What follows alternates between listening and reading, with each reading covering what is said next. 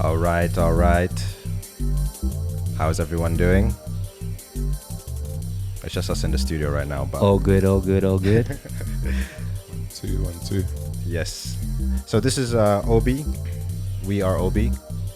I'm Teji from OBI. I'm Lamine from OBI. And just to give a background of what OBI is, OBI comes from the Japanese word obi, which is a belt used to secure traditional clothing, such as the kimono. For us, the obi symbolizes a knot, a metaphor for connection, cultures, and creativity and people. We've also previously done some various events around Tokyo, such as our party event OBI Sounds, as well as pop-ups and other workshops. But today marks the start of a new segment we're starting called OBI-Ties, which invites guests from our community and network to speak about music, art, culture, and personal stories. For today's show, we are excited to welcome our friend and collaborator, Sham Steele. Sham Steele. All right, well, Sham, we know who you are, but the people out there don't know who you are. Who are you? Give us a little introduction of yourself. Yeah, what's good, people? I'm Sham Steele, DJ and producer from Birmingham, England, and the founder of Infrared, which is underground music platform that promotes like Afro electronic music. It's also a label. We'll be putting out music shortly. But yeah, I'm in Tokyo, second time round, and I'm here to enjoy the vibes here. Nice. How did you how do you like to be addressed? Is it Sham Steele or? Yeah, like most people who just meet me casually, not as an artist, they just refer to me as Sham. But people who know me through music, they say Sham Steele. But it's actually from my full name, which is Shamari, so it's just a shortened version of my actual name. Mr. Shamari. Shamari. All right, cool, man. So how did you kind of connect with us as OBI? Do you remember? Yo, it's crazy. So we met like around this time last year. Last year, yeah. And that was actually my first time in Tokyo. Like one of my friends like reached out. We met each other like on socials, and like I was just amazed to see that there was like a whole like Afro scene of like gone like I'm a piano free step in Tokyo. I'm like, huh? It's actually mad. So like when I found out about the platform that you was putting together, because that was actually the debut event, right, that I played at. Yeah. First party. That was our first OBI Sounds. Yeah, it's crazy. So that was such a good moment for me, because like I'm here for the second time, and I actually DJ'd back at the same venue, kind of like where I started in Tokyo. But it's sick to see what you guys have been doing since, the debut, and the taste making that you've been doing for the scene, especially here in Tokyo. So big up you too, man. Thank you. Big love. Big up.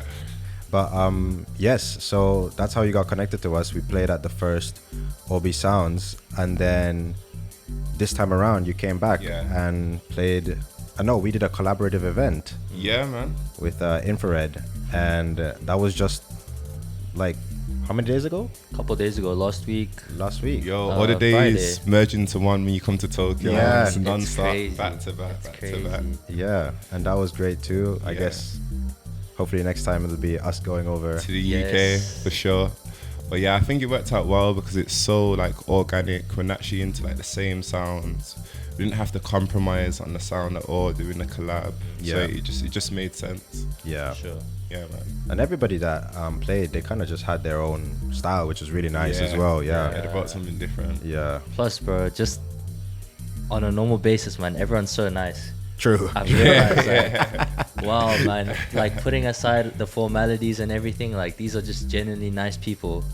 I mean, initially I was a bit nervous, because like, this is the first event that we got quite a big lineup outside of Japan. Yeah. And so I was like, oh my God, bro, all of these international acts coming to play. But everyone was so kind, bro. Everyone's so nice. Yeah. Everyone's really chill. So yeah, I was really happy to see that. That was really You nice. know? Yeah. I was a little bit nervous as well, but it worked out. you know. So yeah, that's how you got connected to us. But I guess the next kind of question is about your like musical journey. Yeah. You know, how did you kind of get into all of this? Yeah, man. So from day, music's been a big part for me. I grew up in a very musical household. Like my older uncle, he was like a DJ. He always used to play at like the christenings, the weddings, like the funerals as well. And like where I'm from in Birmingham, there's a very big Jamaican population. Like my family background on both sides is Jamaican. So when we had like our functions, like our christenings, our family parties, there'd always be that essence of like reggae, dancehall. Yeah, man. And yeah, man. So like, I feel like I've got a deep connection with that side of things, and like, you know, I've always been into like music for the soul, music that makes you feel something. Yeah. So although I make electronic music now, I always try to incorporate some sort of soulful elements in it, whether it's on the bridge or in the introduction or in the outro. That's something that's a staple part for like all the music that I make. But yeah, so that shaped some of my sounds. And my older brother, Strictly Still, he put me onto a lot of like music from an early age. Like when I was growing up, we watched the sort of like grime scene rise, UK garage scene as well. And to just see how it's developed over these years and how it's crossed over into like other genres is amazing. So yeah, I've got elements of like UK music with my music production and my taste in music, UK funky. Yeah, I'm really into like percussion, melody, and like heavy bass lines, and that probably comes from, you know, the reggae, because the bass lines are a big part of like reggae music. Man, it's crazy. Shout out older siblings, bro.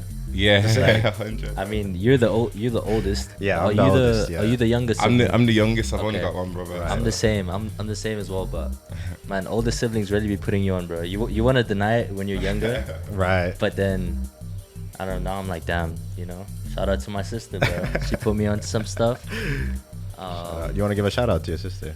Nah. I'm not giving it. No free promo. No free promo. But nah, shout out to all the older siblings that be putting on the younger siblings, man. That's true. That's true. Doing good work. Yeah. I guess for me it was like I didn't, obviously I'm the oldest, right? So Yeah. I didn't have that. I didn't have an older person to tell me, but I had like my older cousins to tell me, you know, show me about music and these kind of things. Yeah. And I had some cousins in Mobay as well, and they would always, you know, put me on to like some new dance hall and stuff. Jeez. And it was like, yeah. But anyway, I guess we'll get into it. We'll get into it. For sure. But yeah, I was also curious as to like, as you were growing up, right? Yeah. How did the sort of like UK music scene change around you? Yo, You know? it's been mad. So when the UK scene was on the rise, like the underground music scene, there wasn't really a direct platform for us to project like our sounds. In the charts and the sort of stuff that was played out, it was more like commercial. So for like underground artists to be played on like mainstream like outlets, they had to adapt their sounds. We wasn't able to like just push it out authentically. So because of that, there was platforms that were made. Like there's a platform called Channel U, and Channel U was like, it was a TV channel, and it just had strictly underground like UK music. So a lot of the early grime like rappers like started there. Like, you know, they wouldn't have like thousands of pounds of a budget for like a music video, but they do like a DIY thing, just put it out on there, and a lot of people got traction from that. And artists just relied on their own networks, their own individual platforms. So there was sites like MySpace. That was like the biggest thing for like grime artists back in the days. Like they would release music through MySpace. Wow. And like even like they'd make like CDs, like sell CDs, like mixtapes and stuff, and like it was just present in real life. So you'd see them at like house parties performing, like at the raves, like they'll pick up the mic, and it was just, just real, like in the moment and raw. Yeah. Everything is so digital now. Like, Yeah. I mean, you can get famous from your phone. True. Just like Instagram, TikTok. There's so many platforms out now that like makes the world so much smaller. You know. Yeah. You can reach anywhere just by posting something. Yeah, that's true. So that's true. crazy, man. Yo. I remember like maybe around 2011, 12 when YouTube started picking up. Oh yeah. And then I would see some of like the grime artists come up. Yeah. You know? Yeah, there was like various platforms out there that used to, you know, highlight some of the talent, like SBTV, Grime Daily, other platforms like So that. Up Next. You know about Yeah. Up Next? Yeah. I used to watch all of that stuff when I was younger, man. Yeah. Yeah, wow. And now, would you say that like, how has it kind of transformed from then? Because like for me, and I think a lot of my generation, where like UK is kind of like seen as grime scene, right? Yeah. But I'm sure there's been a lot of like evolution since then. For sure. Like we've always like had grime as a big part of like the UK music, but we also have like our UK rap and like slower tempos, because like grime often is like 140 upwards, but we have like rappers who rap over like sampled like hip hop beats, and we actually used to like do our like covers over like well-known sort of like R&B songs, like artists like Nines. You've probably heard of like Nines. Is like from the UK. But yeah, there's like different vibes. You've got like the more party stuff. You've got like stuff to kind of like bop your head to in the car. And then there's sub-genres within like the UK music scene. So yeah, there's something there for everyone, really. I think like one kind of cool thing that this is just an observation, but obviously, as you're saying, maybe around like 2019, around then, I was really tapped into more grime and more like UK rap. But now with artists such as like Fred again, for example, the electronic scene in the UK, I feel like has blown up globally to a point where like people are now tapping into different artists that are producing electronic music there as well. True. Which back in the day I wouldn't associate, looking at the UK for this kind of music, you know? Yeah. It was very much like, I'd assume, Yeah. this is grime, you know? But Right. now there's so many different artists popping up and like producing crazy beats and stuff, you know, as well. Crazy songs. Like, have you noticed there's been like any change in kind of the way, I don't know, the youth or like people have been perceiving music production in the UK as well now? Yeah, I think it's like a revolutionary time for the music scene. I think previously, producers, artists, if they made a certain type of sound, they'll be put into a box and they're expected to only make that sound. But we're in a time now where people are being more experimental, and that's being embraced, which allows so much more possibilities for like the musical range and the output that they're putting out. So like with the example of like Fred again, like he's into like hip hop, electronic, but because there's no sort of limitations and expectations of his sound, he's mixing elements of like things that he's into and then outputs something completely new. And for me, like that's what music's about, like constantly making it evolve, like breaking boundaries, creating something new, making people feel stuff. And I think there was a period in time where there was like a formula for like songs to go like really successful in the dance music scene, and it became a bit repetitive and everyone wanted to kind of like play it safe. So it's refreshing to see artists like taking risk, you know, incorporating different elements in the song to make it have like a sway towards another genre. So yeah, man, I think that stuff's like good. Yeah. For sure.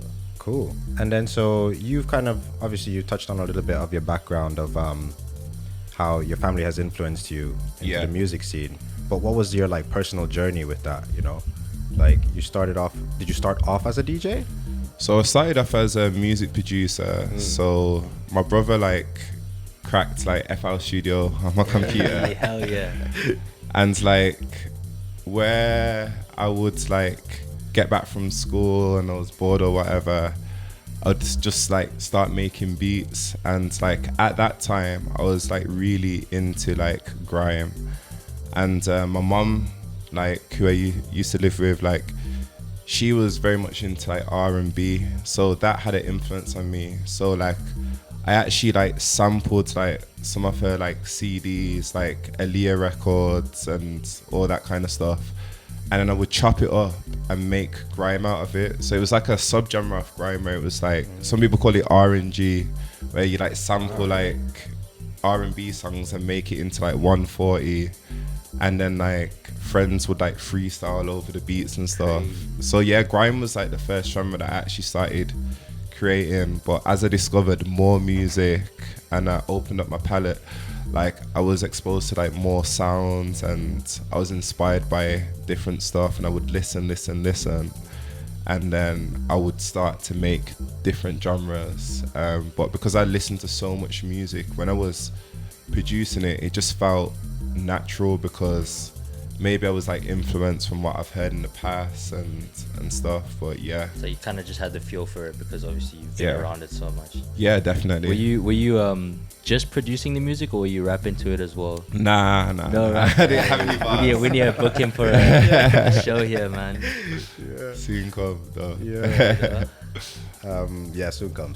Yeah, we've had like a few artists that came and did that. Yeah. and it was pretty cool, and they all happened to be UK. Yeah. Yeah, it's a big part of like our culture. Like when we was at school in the UK, everyone would have like their bars, and like there'll be an instrumental playing, and you'd just kind of like clash each other, or just like spray some like bars on the rhythm. And but I think that's adapted from like dancehall culture. Yeah. Because that's how we used to do it with like dancehall. There'll be a rhythm, everyone has their lyrics, the mic gets passed around, and the energy is just brought up. And that's like the essence of a lot of like UK music. The same with like drum and bass, jungle. Traditionally you would have like an MC who goes over the beats, that gives it like even more energy, you know. So like that's the same in like grime and even with garage as well. So that's definitely a big part of like the UK music scene. Yeah, that's super interesting, because like I remember as well, while I was in high school in Jamaica, it was like the same thing. We had this one big group chat with like everyone in the year, and then we say, yo, Tuesday at lunch, just like show up, and it's a battle between whoever and whoever. And then it was just like it was just so fun, but it was so stupid. Like, it was like, so that means you've got lyrics then. Nah, man. We'll put a rhythm on. This is like a canon experience, man. Yeah, right. I swear. You know what's mad? This is bringing back so many memories, bro. I remember in, I think like 5th grade, I somehow got into a scenario where I'm supposed to be rap battling somebody the next day, right? I'm like, bro, I can't rap. I hit my sister's friend up. He's crazy with it, so I ask him for some bars, bro. He sends me a bars. I post something on my story like, thank you so much for the help, and I add him. And my opponent is like, nah, I'm not battling you tomorrow if you talk to this guy. But I swear, that's just like, I don't know, that's a canon event, bro. Yeah. If you did you go to all boys school? No, I was both. Both? Yeah. Okay. Man, I swear. Mixed, yeah. Like lunchtime, bro. It's just the bars, man. I do kind of wonder. Well, definitely in Japan, right? From the stories I hear, like that's not necessarily a thing. Yeah. But like I am kind of curious as to other places that might do that. You know? Yeah. It seems like a very like global South kind of thing, but as you said, like the UK does it too, right? So yeah, 100. We'll see. Yeah, comment below if your high school ever did any rap battles. Comment below if you can rap. Yeah, that too. DM us if you want a rap battle. Yeah, they're gonna rap battle Sham. Yeah, come on. I'll make the beat for it. He'll make the beat. What about the Smoke you on his bars? own beat, bro. Yes. So now that we're kind of in the segment of like nostalgic moments and this kind of stuff, do you have any sort of nostalgic moments from your childhood that are very related to music? Like you remember one specific moment that's like, oh yeah, this is peak nostalgia for me? Yeah, so a big moment for me when I was growing up was a collaboration with like a rapper from the States called Twista. He's got some songs with like Kanye. Wow. Okay. And Cray Twins. And like for me, that was the first time I witnessed like the bridge between UK, US, but the beat that they used, it was like a grime beat, but it was like almost like a US. It was like a hybrid between like a US beat and a grime beat, and it had like samples on there as well. So when that song came out, the production, I was like, whoa, like 140 music, like with like the US on it. And like at the time, as I mentioned, like UK music was very like underground. We didn't have our platforms. It didn't really have the love in like the sort of like mainstream space. It was just a very like underground sound. Like if you know, you know. So this was like, this was a big moment because, you know, it allowed our sound to be heard on like a bigger level outside of the UK. So yeah, I've actually got that song queued up. Okay. Yeah, man. Okay. Should we? So I think for OBI-Ties, we're starting this kind of, I don't know, we want to showcase some music, not only productions of the actual artists that we bring in, but more so digging deep into like the heritage, nostalgia. And so we've prepared 2 questions for you, and you can choose which one to answer. The first question is, what is one song that you heard growing up which will always have a place in your heart? And the second question is, what is the first track that kind of made you want to get into DJing and producing? And we'll have Sham play it on the deck so we can all take a listen. But if you could just choose which question and tell us a little bit about this track. Yeah, I'll go with the second question. So it would be this song, which is How We Do by Cray Twins featuring Twista. But I think the reason why it sparked something is because I was into like R&B, which was predominantly like US music. And when I heard this song, it was like elements of like R&B, soul, but made into grime.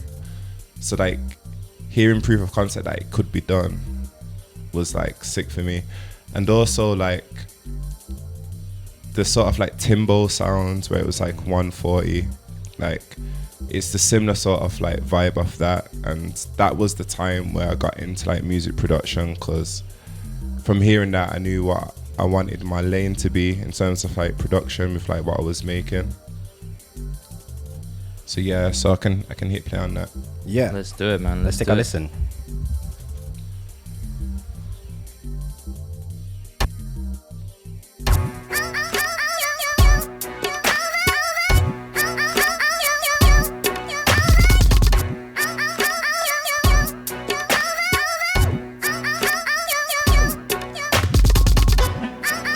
Twister, y'all.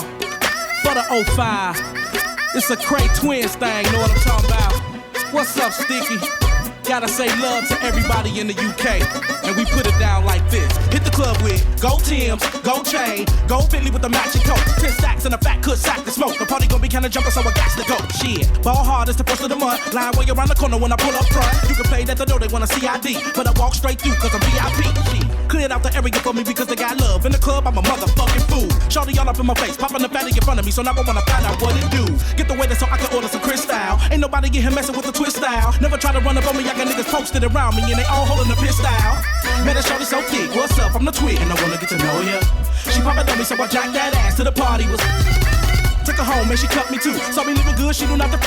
I'm an 05 monster untouchable. When we fall up in the club, this is what we do. You still busy when I play show, when the titties at 36 Triple H, that's cool, give me that. Yeah, champagne and Alizé, give me sip of that. Never sippin', I was running with the 9 mini gap. I'll bring it, don't bring it if you ain't got big titties. Big bum, big thighs to ride on the winnie. It's silly, that Biz already done, not the city. I'm not talk, let's get down to nitty gritty. Close off, got a big fan of yell, let me say a shout off. Can you see the lollipop? Let me see it flat off. To the bottom, to the top, just stick, just spot. Don't stop, come on Lisa. I know you hear me say yeah, I'll be doing it. But if it's that, no girl, I won't be chewing it. A lump in my sock, yeah, that's for two tune it. You make a move, nigga, I will ruin it. Pow, pow. Man, that shorty so thick, what's up? I'm the twig and I wanna get to know ya.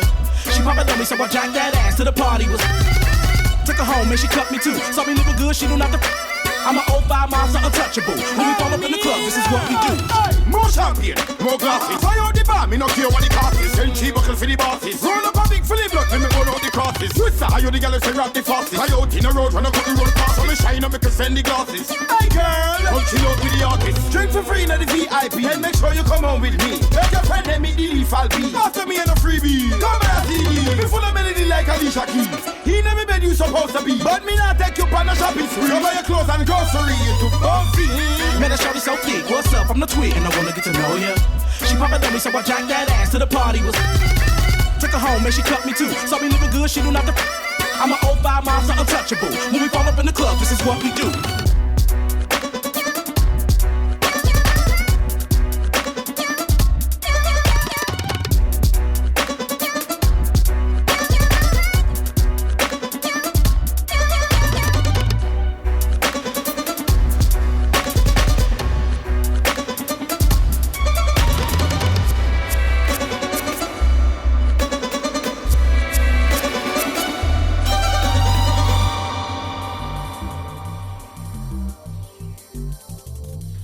Woi. Crazy banger, man. Yeah, this is I've never heard this before. Oh, sick. I've Me never neither, heard but this. Yeah, It was a good song, it bro. was a good song. Good. Okay, yeah, kind of moving on from nostalgia in your past. Some people might not know, but Sham also produces and makes really good edits and good music. So, kind of who or what influences your kind of music and artistic expression, would you say?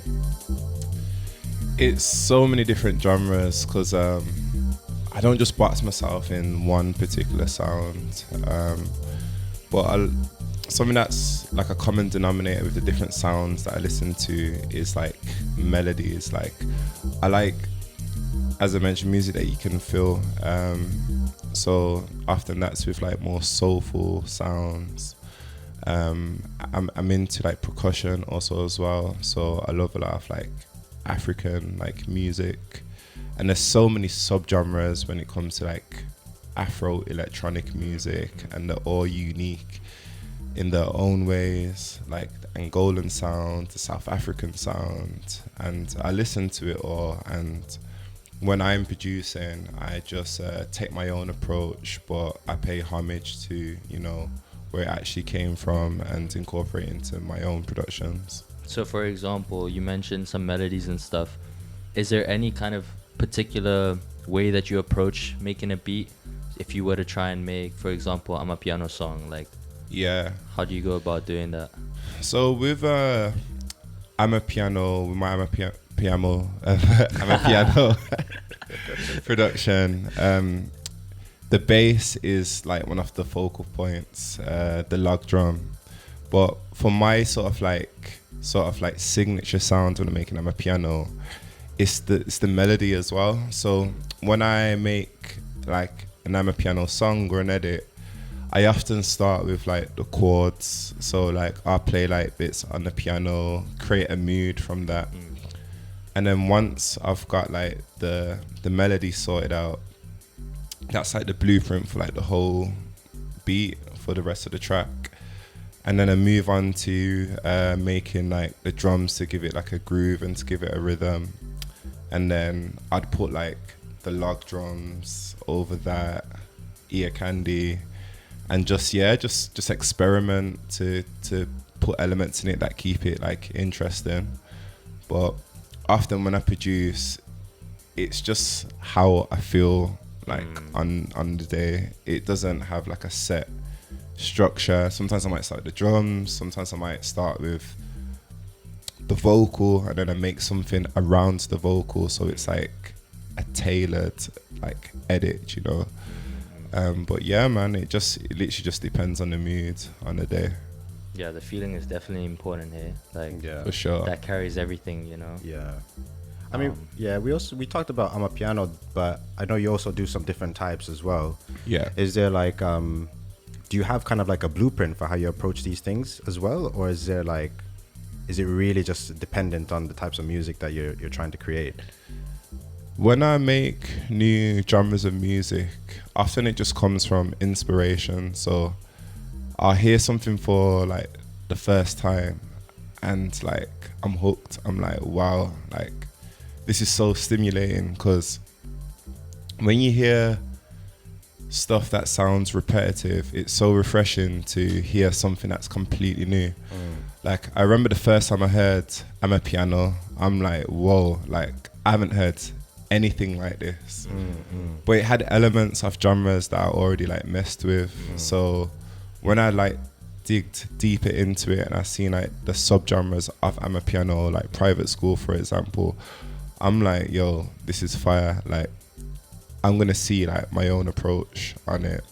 And I studied it, I listened to a lot of it, but like more so the organic like Amapiano, like the early origins of it. And once I kind of like got a scope and understood the sounds, that's when I started to make it, and the ideas and everything like that just came naturally, because maybe I was like influenced with like, you know, the original sort of like Amapiano sounds, but I would incorporate stuff into it that I like. So like elements of like grime, and you know what, in fact I've got a song that I want to play. Would we have to play it? So I had an idea to like mix in grime and Amapiano, because I haven't heard that done before. And it's like early sort of like 2K sounds of grime. So yeah, you'll hear it in the track. We're excited, bro. We're excited. Should we play that now? I don't mind, yeah. Let's do it. If you have it, Do you yeah. have it up? Yeah, I got it. Yeah. Man, that sounds interesting, bro. Yeah, I'm kind of curious as well. Amapiano and grime. Crazy. All right, he's loading it up. He's loading it up.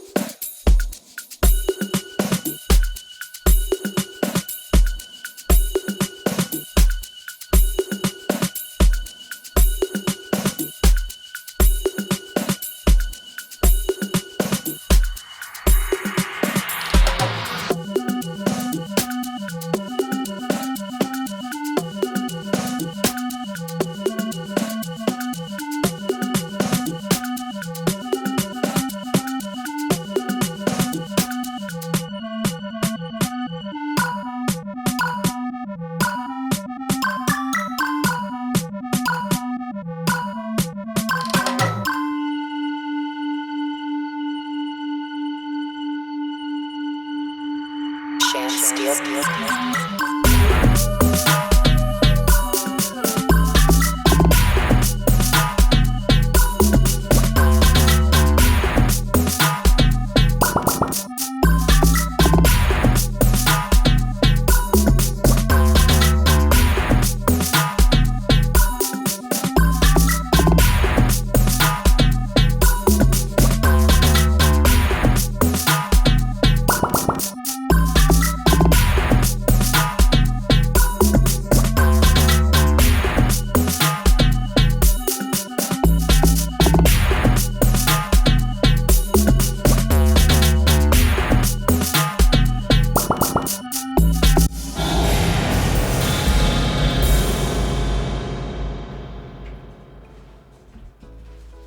Whoa.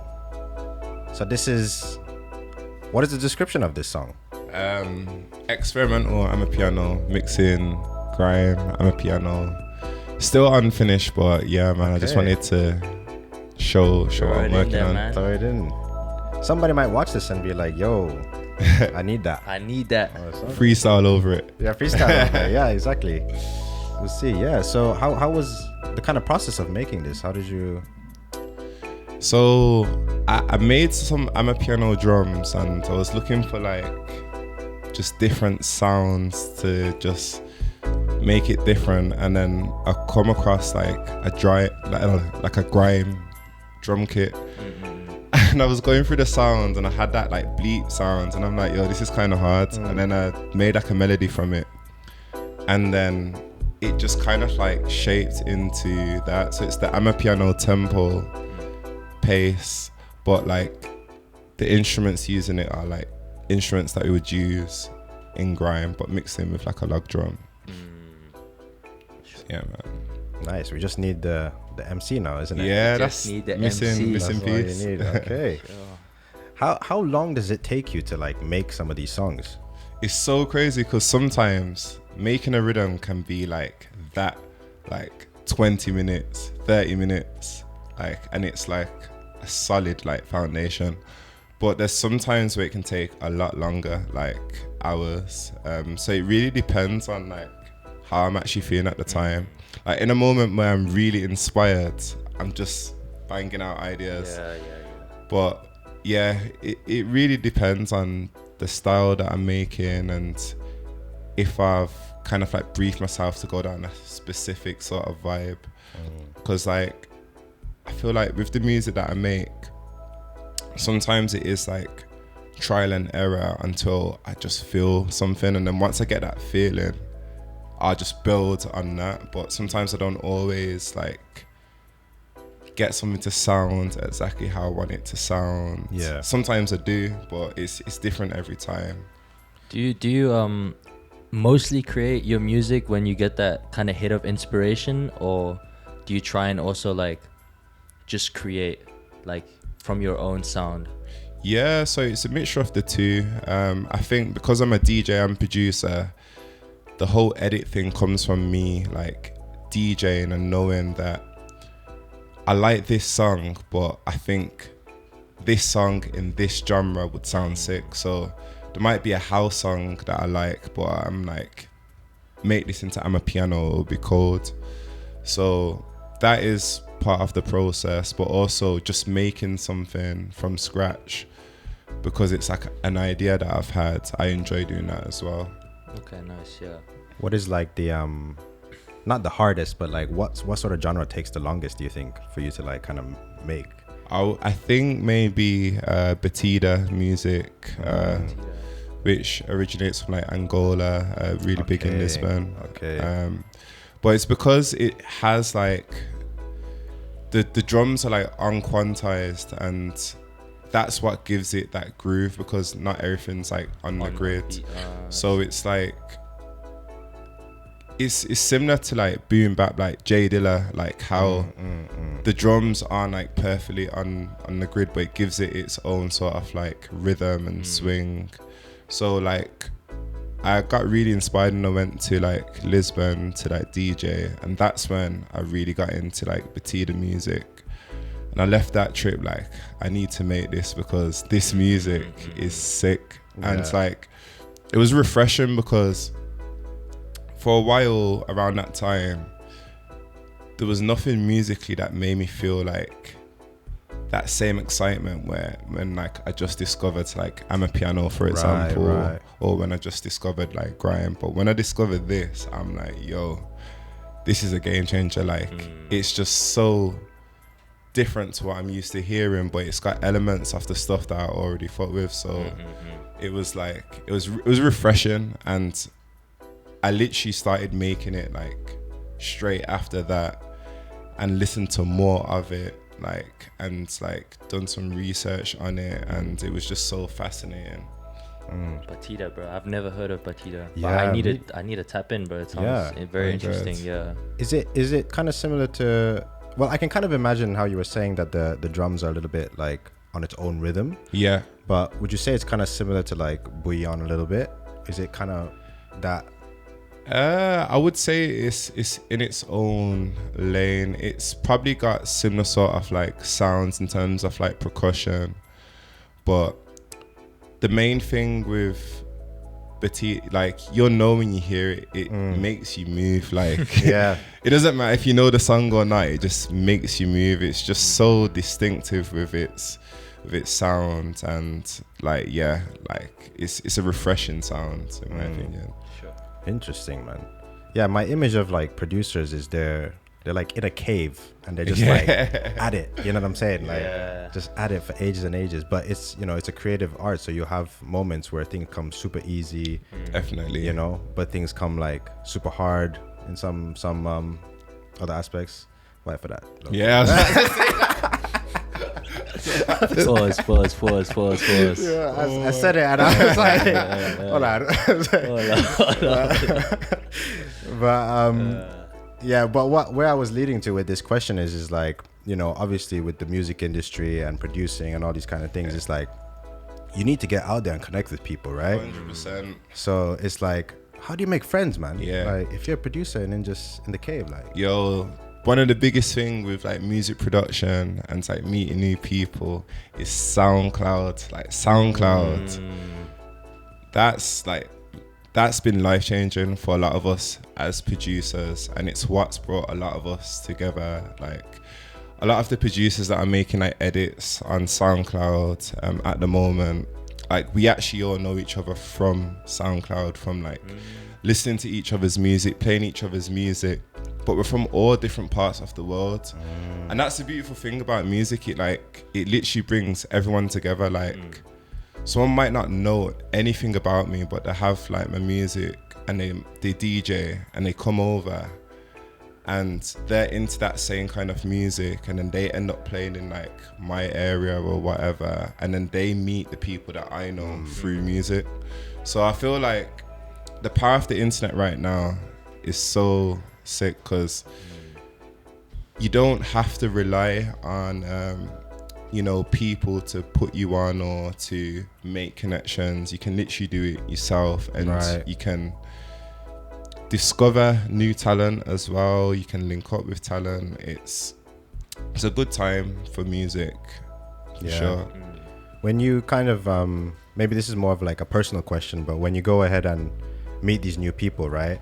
And like I imagine there's some relationships that are very like kind of on a professional relationship, but when it gets to like a deeper friend relationship, like what do you look out for in these types of people, like characteristics wise? Like I think like it's just about people being like genuine, like and people like I gravitate towards people who are like passionate for music. Like music is a big part of me and it's a big passion for me. So like people who are like into like music production or DJing because of passion, like we can like, you know, get along like well. But like when it comes to like people like prioritizing like clout and the music's like secondary, I don't really gravitate towards that as much. And like all the people that I've like met through music and production, we all have that same sort of like passion for music, and that's why we've been friends for like so long. And how people that I know get along easily with like newer people that I've met as well. Like music is like the glue for everything, really. Yeah, man. Sure. There's a lot of clout chasers out there. Don't be a clout chaser, guys. Don't be a clout chaser. If you're a clout chaser and you're watching this, change your ways. Search for genuine connection, please. Yeah, that's good to know. But I do kind of see that, like, maybe this is a bit of a difficult question, but it's like in an age where there's so many artists, right? Yeah. And then people can blow up overnight. Yeah, it's crazy. At the same time, it's like somebody could be working for like 10, 15 years and still not get the sort of like flowers. Yeah, for sure. So I just wonder, like, you know, it must be a bit hard to kind of balance, like, kind of seeing through that, like, who is genuine, who isn't genuine. Yeah.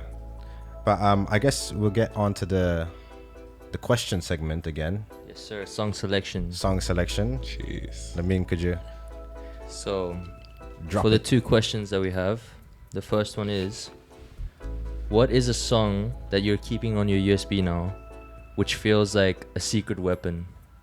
And number two is, if the crowd's energy dips in Tokyo, what's your go-to revive the room song? I'll go for 2, the Tokyo revival one? song. Yeah. Let's get into it. Can you tell us about the song? When an introduction, yeah. A little bit. Don't spoil it too much, and then just explain the vibes when you drop this. Cool. So this song, it's an anthem for Tokyo. Okay. And I've witnessed it myself. Like, I was thinking like before I came over here, is it cliche to play this song? But I've been out here and I've been seeing DJs playing it. So that's a little clue, but it's a different take on this song that you may be familiar with, and it's man, it's high energy. Let's give it a listen. Let's give it go. a listen. Listen.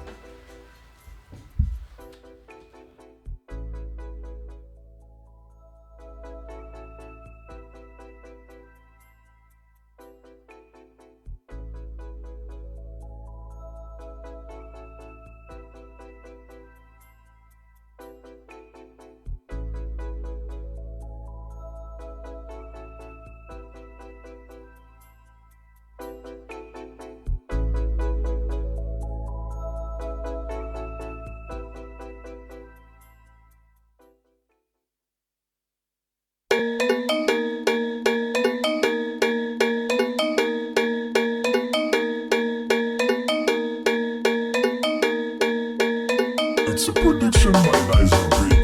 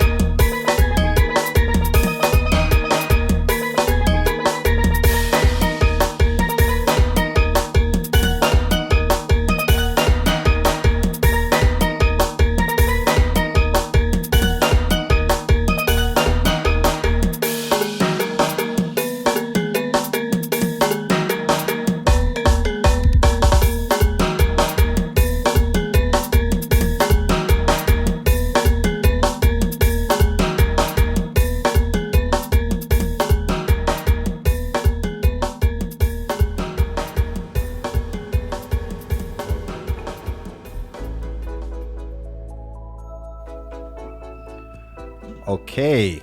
This is definitely a Tokyo essential, Tokyo classic, drift. you know. But the bouillon edit, man, I didn't see it coming. That's crazy. So how did you come about doing this one? So that's not by me. That's a discovery on SoundCloud, actually. Yeah. So I'm always looking for like new music, and I must have just been on like, I've got like 100 tabs open because like I'll find a song and then I'd find a recommendation. Right. Digging on SoundCloud, Yeah, yo. you know, when you get into it, bro. Yo, it's crazy. Yeah, my laptop can't keep up anymore. It's like, Yeah, it just doesn't. So I've got a question for you two, actually. Okay. So you both DJ. How do you go about discovering new music, and what's your favorite platform for discovering new music? You know, I actually, one of our other OBI members who's in Milan currently, Yamaren, shout out to Yamaren. Shout out. He put me on this method of kind of digging. Initially, I used to kind of just rely on watching different sets, like going through Boiler Room or, I don't know, various other platforms that showcase talents around the world, and then go through by genre and try and Shazam songs from there. Yeah, Or look yeah. if they have a track list. But now recently how I've been going about it is going to SoundCloud and checking some of the producers that I enjoy, and then checking songs that either they repost or people they follow, etc., playlists they've curated as well. And this also might be a hot take, but AI is a good way to search for music, man. How so? I've been using ChatGPT to find certain or recommendations for producers Oh, of a serious? certain genre. So if I really enjoy this one song by a certain producer, I'll be like, yo, can you recommend other producers that create music of a similar sound? Right. Or like, I see. and then through So there, it's basically similar to like how on SoundCloud, if you like one song and then it's got a song that plays next, for sure. but you're like manually, I'm like, manually importing doing it. Yeah. Because then I'll get like, it'll just spit out a bunch of data that I can look through. Yeah. And then, I mean, I've discovered a lot of interesting. I had a set maybe a couple months ago for a Mexican restaurant, like a taco place. yeah. And I had no idea what kind of music. I didn't want to play the cliche stuff like, you know, tequila and you know, those kind of songs. So I was like, how can I get a kind of electronic but also kind of Latin feel to it? Yeah. And then I just started looking on SoundCloud, but also looking through what like recommendations ChatGPT gave me. So, hey, if you don't mess with AI, then I'm sorry, but you know, efficiency is key. Sometimes. And how you use it. For sure. But yeah, for me, I think I'm not as seasoned at all at DJing. So it was a little bit harder for me in the beginning. But after I started kind of getting used to like actually using the equipment and using CDJs and all that kind of stuff, I used to listen to music a lot anyway.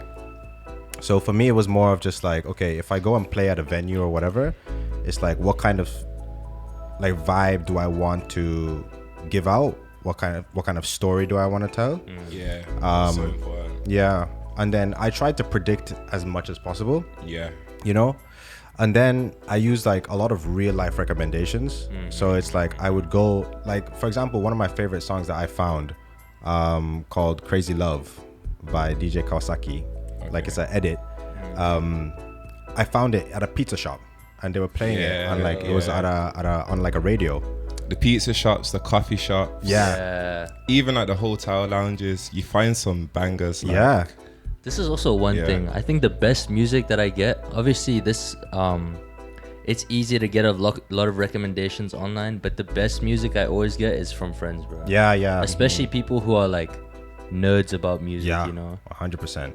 They be giving you some crazy stuff, bro. Yeah. Like I'll always, my ears are wide open. If anyone has random songs that they've been messing with recently, send it over, man. Like, Yeah. any genre, bro. It's like Any. it's amazing to just find new sounds, man. Yeah. But yeah, that's how I get my music usually. It's like either from my roots or from people around me, all that kind of stuff. It's like music that I know that I'll enjoy, but then also music that I anticipate people will enjoy. Yeah. You know? Yeah, I think that's how I would do it. Yeah. For me, usually. Yeah, it's just talking to people, man. Yeah. I feel like People, man. for me, it's a lot of that. Yeah. Does that answer the question? Yeah. Yeah, It's cool. interesting. All right. Sound like a bot, bro. You're like, I'm like, yo, I get my music from AI, bro. It's like, I get my music from all my homies. you're gonna get cancelled. I'm man. gonna get cancelled. Yeah. This is all a lie, bro. Yeah, but yeah, we spoke a lot about music now. Yeah. How we all kind of got connected and how we select songs, all of that kind of stuff. But I also want to know on a personal level, like, what else are you a nerd of? Ooh. You know, do you have that thing? I would say for sure, like, fragrances. Like, I collect fragrances. Like, you can My tell. guy, bro. Right, My G. guy. I love like a sick fragrance, like niche fragrances in particular. And it's mad how I got into it because over Christmas, like when I was studying, I worked part-time at an agency where I would be the staff at like department stores, but on like the fragrance stands. And obviously I'm there for like 7 hours plus. I've literally smelled every fragrance on the shelf, and my job was to sell like these different fragrances. But as I was doing that, I made so many like discoveries, and then it just like stuck with me, and I've been like collecting like since. So I love like niche smells. I have a question. Did you get into fragrances from working this job, or did you also kind of grow up around? I grew up around it as well, but I wouldn't really like be particular about a fragrance. Like I'll just see something like, oh, that looks nice, and like sometimes the bottles would be nicer than the actual fragrance when I was younger. Very true, yeah. And like when I discovered like the complex sort of like combinations and stuff that's kind of like tailored specifically for me, like I got into it, and I feel like fragrances are a good way to showcase like personality. Like it's like the impression of someone when you meet them, and it's like every fragrance has a different like vibe, because it's like from the different notes that are within the sort of formula. So yeah, I've been into fragrances for a minute. So, nice. Yeah. Can you give us like recommendations? But yeah. but based on our personalities. Oh, okay. That's a bit hard. That's a bit of a difficult That's one. a difficult one. Wait, first, maybe what is his current favorites? True. What is your current favorites right now? So my signature scent, my favorite scent is... If it's okay to tell everyone. I don't want like right. the whole of the UK smelling like Sham Steele. Yeah, now, we can edit this part out. We can edit this out, please. But my go-to fragrance is a fragrance from Maison Crivelli called Infra Rouge. That fragrance, it's a madness. Like, I haven't smelled anything like it. And I remember when I was in like, there's a shop called Selfridges in England, and I was just like testing random fragrances, and I smelled that. And the craziest thing is it's quite expensive, and it's only 50 ml. But when I say like one spray will literally last you like the whole day, it's mad. So although it is a smaller quantity, like a little like goes like a long way, and that's because it's an extrait. So like I find that most of the fragrances that I'm wearing now are the extraits, because the quality and the longevity is often like better with them, and also like the scent evolves over time. So like the opening note might be a certain kind of smell, but when it settles down, it's got like a different like body to it. So that's definitely for sure my favorite fragrance. But no one else buy that. No one else buy that. Here I am thinking that's my next purchase. Like, that's what I'm gonna be getting. Yeah, man. No, but yeah, cool. Do you have one specific for us? I mean, I think when it comes to fragrances, it's like what you're into, because if it's gonna be a smell that you keep smelling, like it needs to be something that's like comforting, or something that you think reflects you. So like some people into like floral scents, like wood sort of scents. There's like ouds. There's so many different like combinations. So I recommend someone just taking time and going to like a place that has loads of fragrances and just smell each individual one, and then when you find one that resonates with you, just like look at the notes, and then you might find a pattern of the sort of fragrances that you're into. So. Are you a fragrance guy? Do you like know what? Not really. Not really. Wait, let me I could tell. we could tell. No, but here's why. Here's like I like fragrances, but I like very subtle fragrances, right? So like very natural scents. So like wood chips, like what do you call that? Like aromatherapy. Lavender. Exactly. And then I found that for like a lot of like fragrances, it's usually a little bit stronger than that. So it's a bit hard to find. And then my second reason is after coming to Japan. That's culturally it's different there, isn't it? It's a little bit different. So I kind of shifted towards like having a more natural scenting deodorant and like this like coconut lotion. Yeah. And so it's like when you're in this area, it smells good, but you don't smell it anywhere. You know, it's not like it trails you.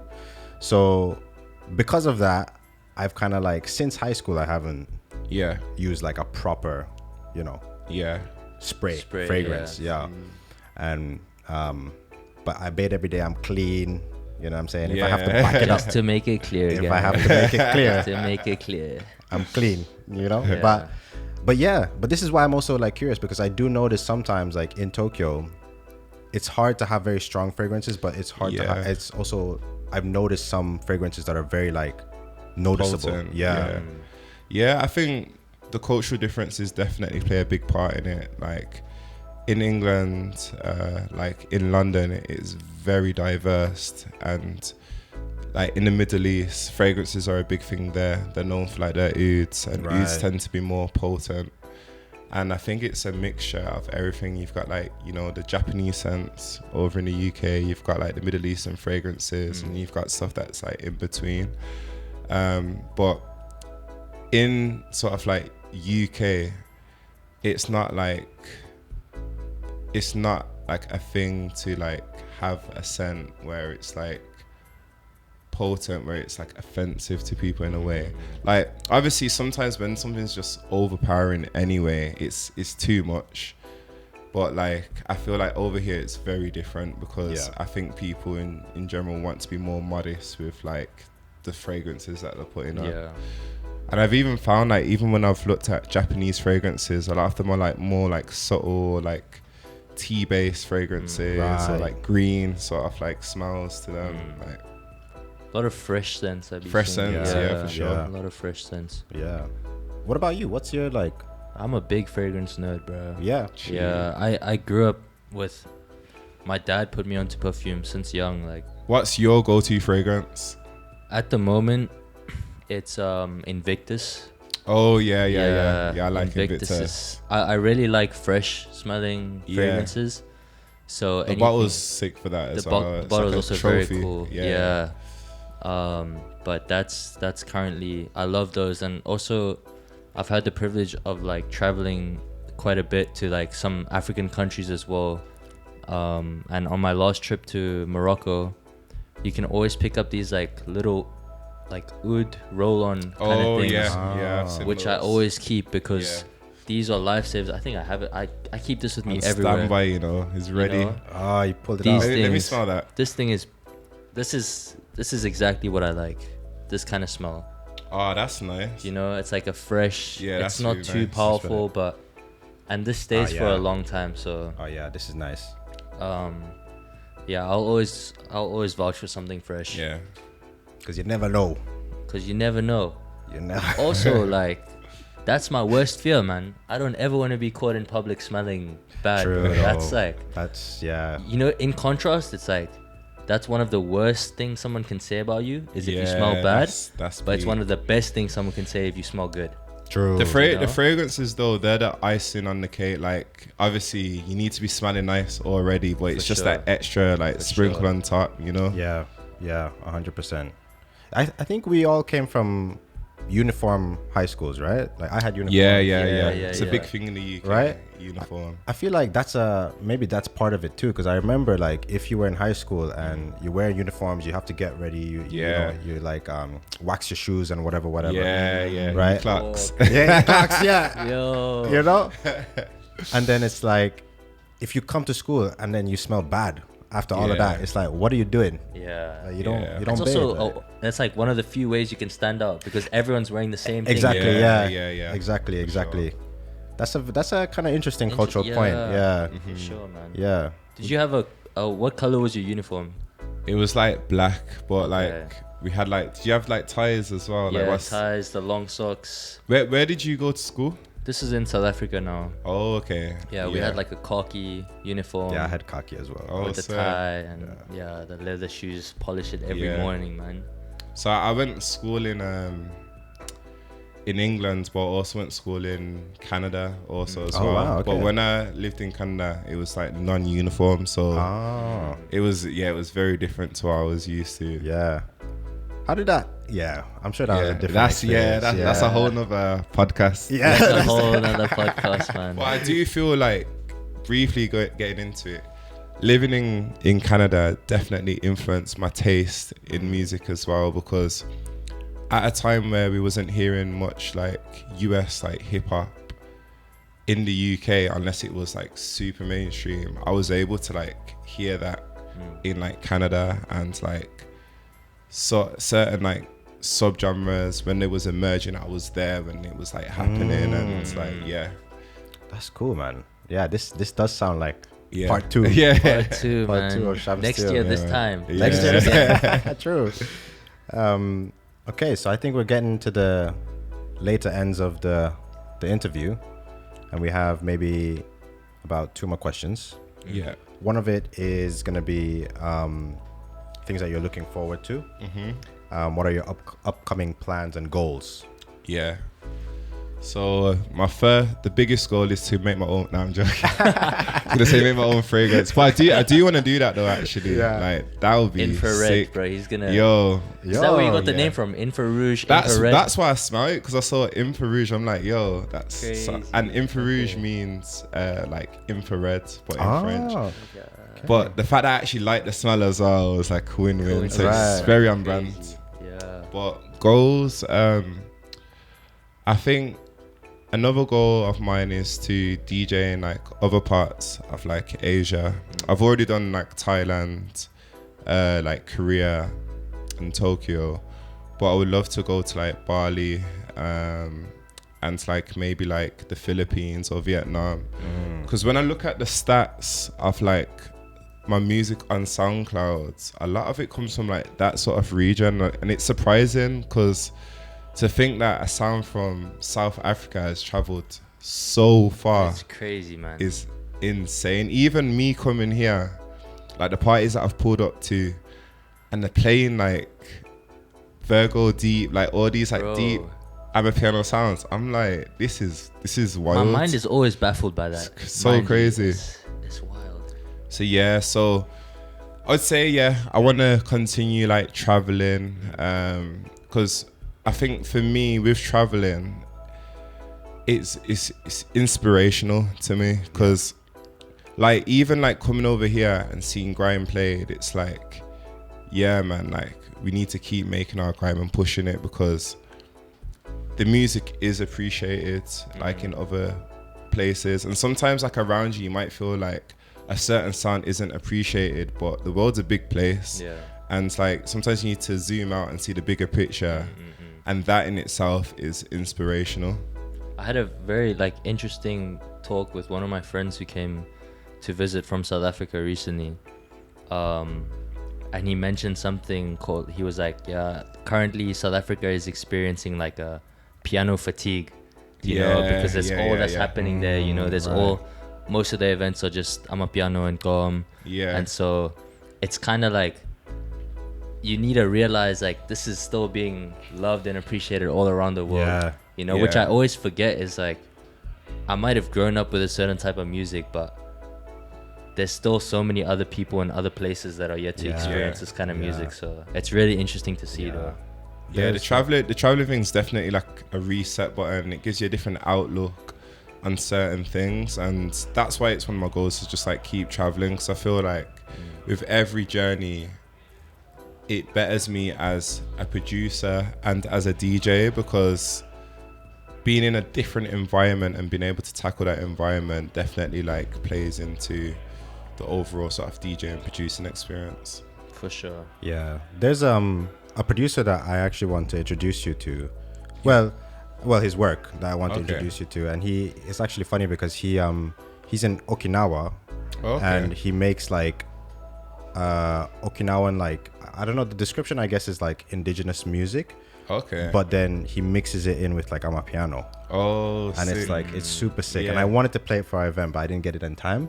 But yeah man, you got to take a listen to that as well, because it's like I'm always down to discover like new music, and I love to see how people have their own take on like certain sounds and genres like crossing together, so it sounds sick.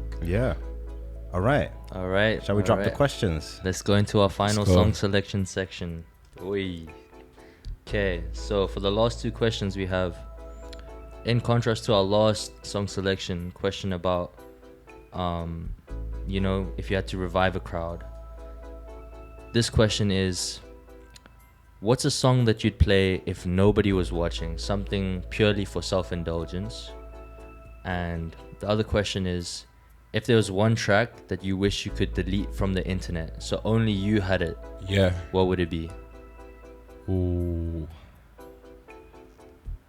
I would go with question one. Okay. Yeah. And the song that I'm going for, it's by Mr. Carmack and K Trinada. It's a song that not a lot of people know about. It's from like early SoundCloud times. Okay. Like, and the reason why I mess with this song is because it's just like it sets a vibe, like, and it's very chilled, so it's not really suitable for like a club where you're trying to get high energy. But I just love like the vibe, the melody of it, and it's just different. So I'll let you listen to it. I'm Let's give excited it a to hear listen. it, man. I'm excited to hear it.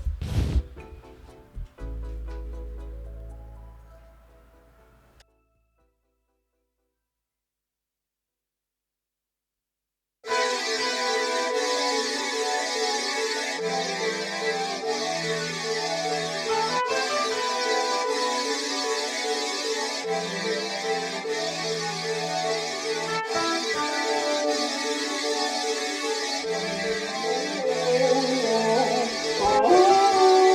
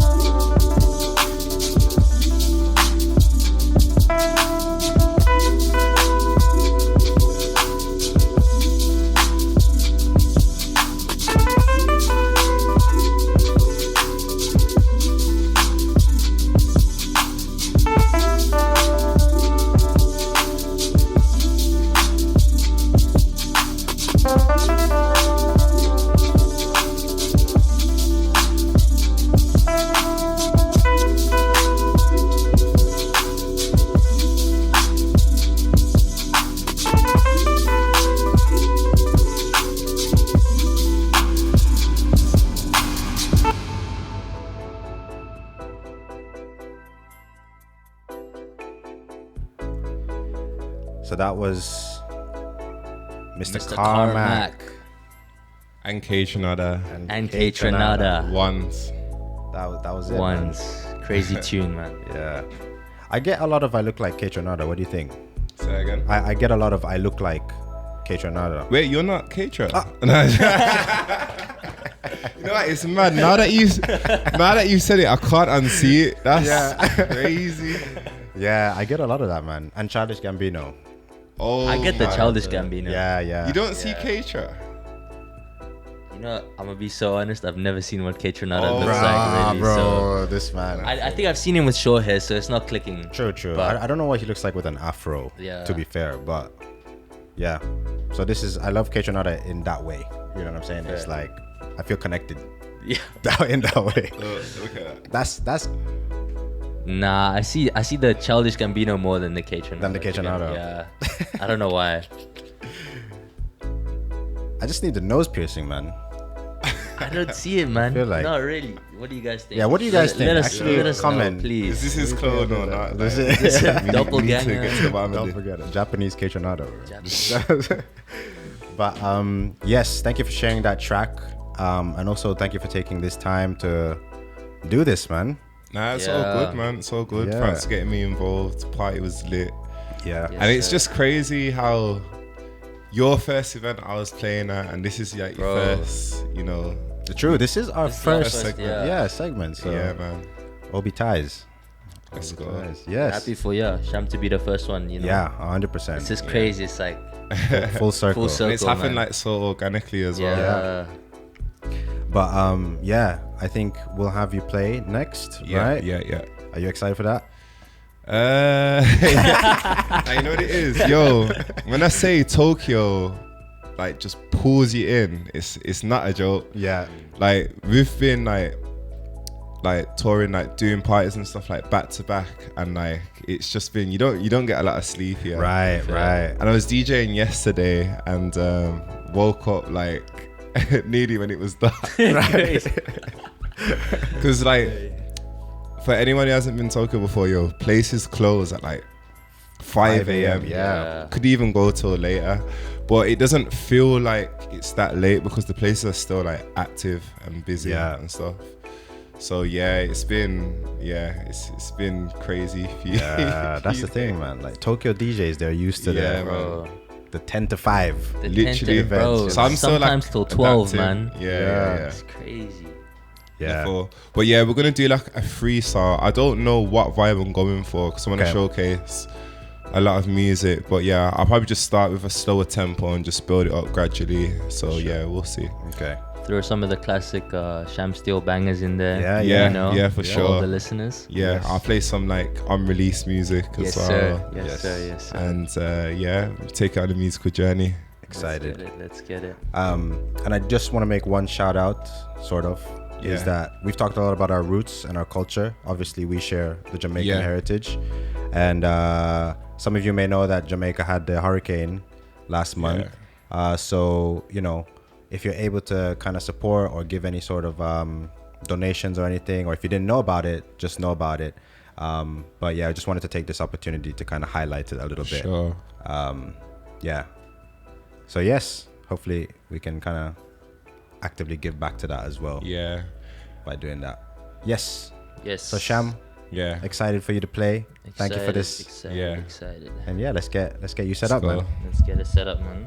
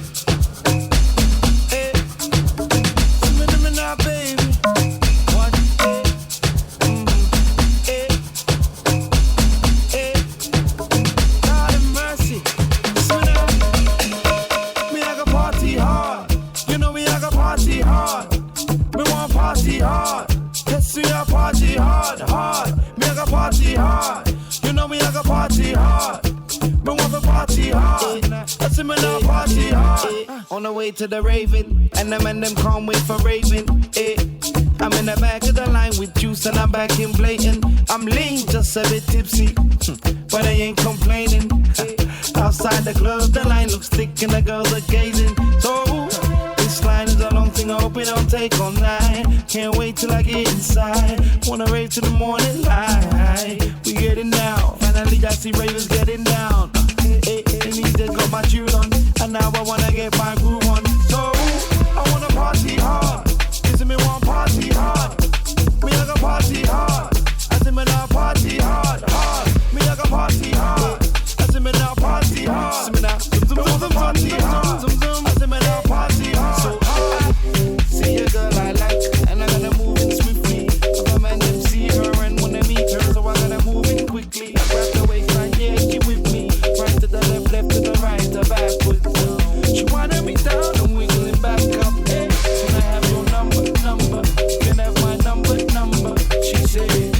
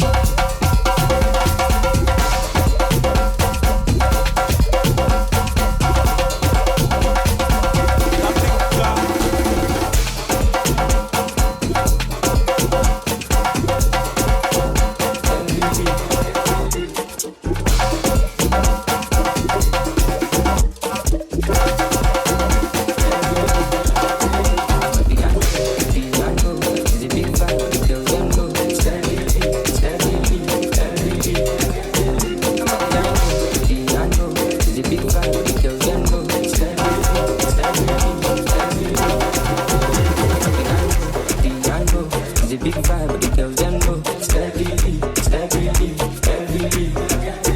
I'm happy, I know, it's a big vibe, but the girls them know. Steadily, steadily, steadily. It's on the cool. I'm happy, I know, big, big, big, get the girl, big, big, big, big, big, big, get the girl, big, big, big, big, big, get the girl, big, big,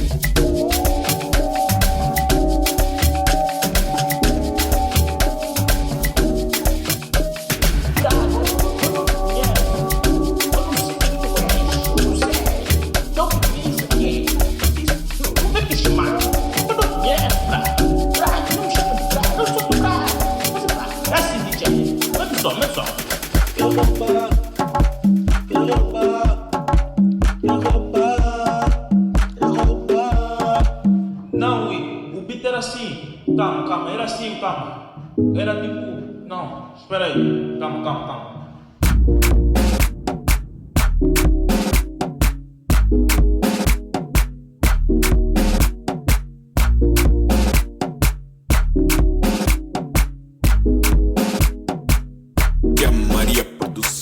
Nunca roubou botija, nunca roubou lamento. Nunca roubou botija, nunca roubou lamento. Nunca roubou botija, nunca roubou lamento.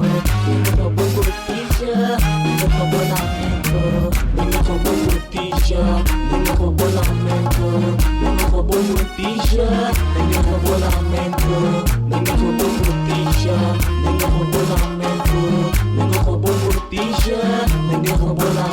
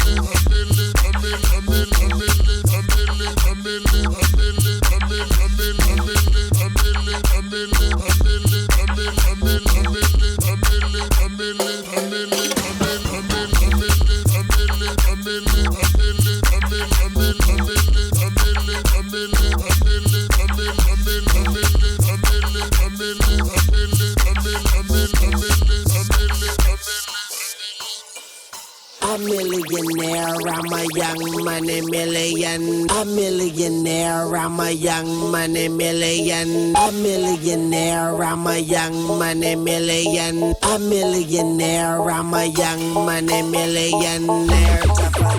Nigerian, Nigeria, Korea, Korea, this is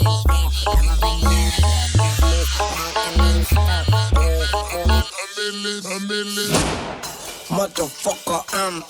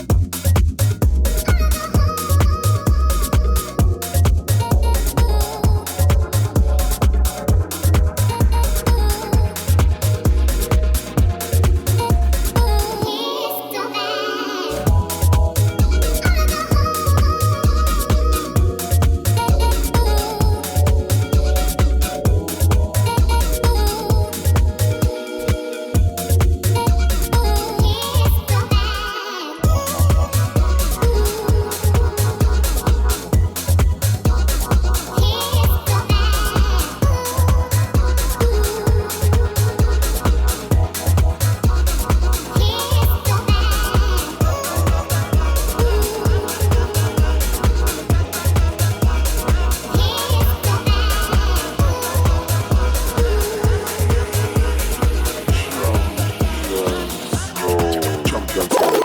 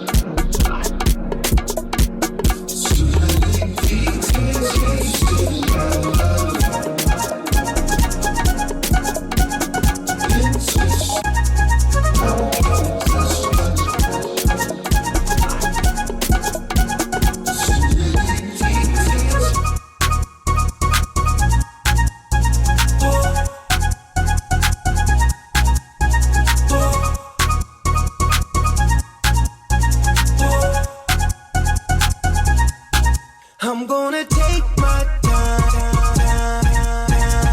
take my time,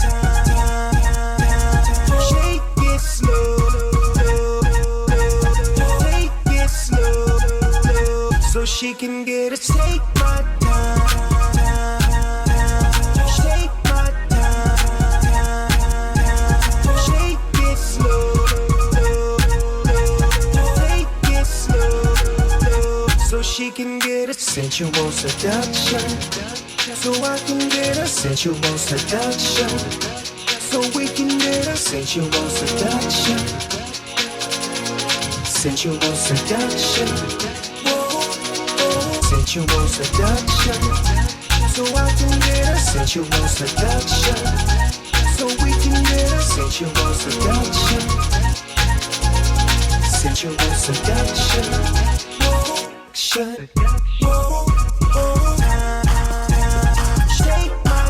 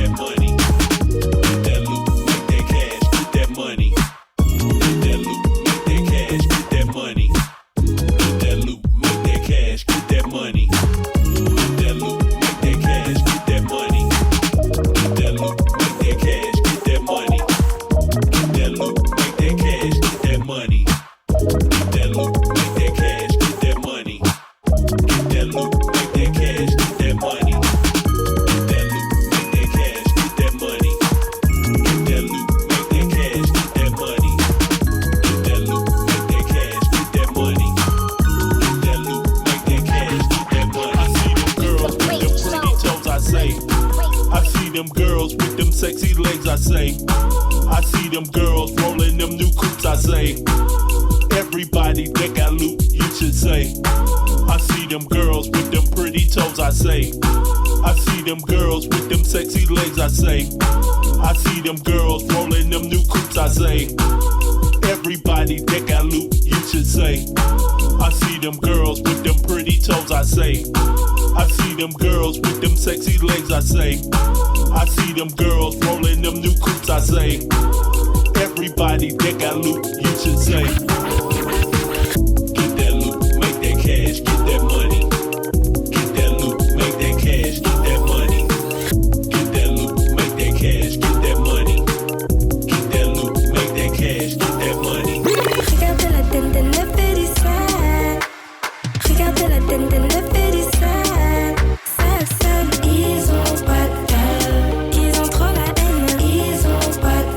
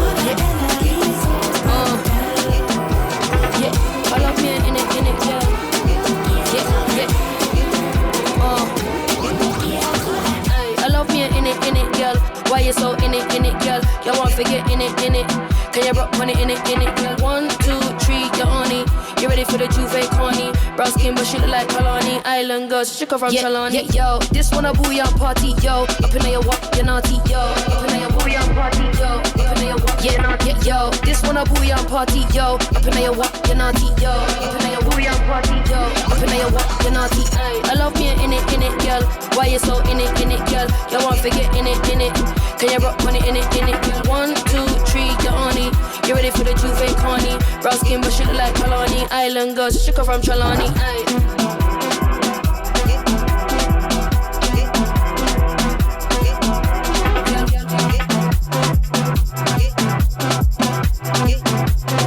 Island girls, Chica from Chalani. Island girls, Chica from Chalani. Island girls, Chica from Chalani. Island girls, Chica from Chalani. Island girls, Chica from Chalani. Island girls, Chica from Chalani. Island girls, Chica from Chalani. Island girls, Chica from Chalani. Island girls, Chica from Chalani. Island girls, Chica from Chalani. Island girls, Chica from Chalani. Island girls, Chica from Chalani. Island girls, Chica from Chalani. It's 7 p.m. Friday, it's 95 degrees. I ain't got no nigga, and no nigga ain't got me. Let's go. I'm about to show my ass. These niggas love a freak. How the fuck is that your man? If he right here with me, turned up with my niggas, turned up with my bitches, turned up in my shows, yeah, cause I got that blick. 60,000 fans can't see me do my dance. Got 1,000,001 haters, and they y'all can kiss my ass. Turned up with my niggas, turned up with my bitches, turned up in my shows, yeah, cause I'm right here with me. Off a fifth of hand, getting fucked up with my twin. Got a backwood full of socks and a bankroll full of beans. All that Twitter typing, bitches see me and ain't do nothing. Pop top with some biker shorts, I'm showing off my moose nut. I'm feeling good today. I'm outside with your bait. Got a brown skin nigga with dreads and a black ass nigga with waves. He gon' drop that neck. He love the way I sit. Fake nails, bitches prick. So high, damn the red. I keep pussy fresh. Keep the shirt on wet. Who won't smoke? Say what? Oh, get that off your chest. Turned up with my niggas. Turned up with my bitches. Turned up in my shows, yeah, cause I got that blicky. 60,000 fans can't see me do my dance. Got 1,000,001 haters, and they y'all can kiss my ass. It's 7 p.m. Friday, it's 95 degrees. I ain't got no nigga, and no nigga ain't got me. Let's go. I'm about to show my ass. These niggas love a freak. How the fuck is that your man? If he right here with me, Friday night, hot as hell, and you know the hoes out. Manny petty, fresh set, and I got my toes out. I'm rocking off-white, hey, on the off night. These bitches with me pretty, and they y'all can fight. looking fine as hell. I'm trying to be seen. I'm finna wreck the scene. I'm off the 17. Turned up with my nigga Nip.